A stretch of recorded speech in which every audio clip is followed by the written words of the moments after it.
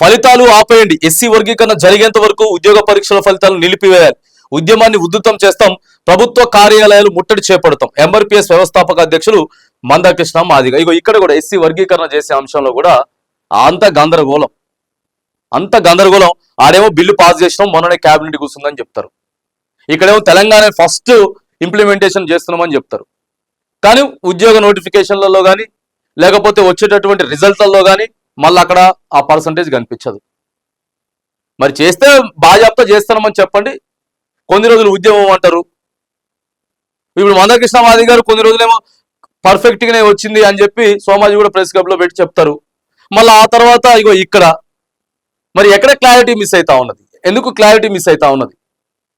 సీదా మీరు చేసేయాలి. రేవంత్ రెడ్డి గారి ప్రభుత్వం వాస్తవంగా మాదిగల్ని దోబూచులాడుతున్నది.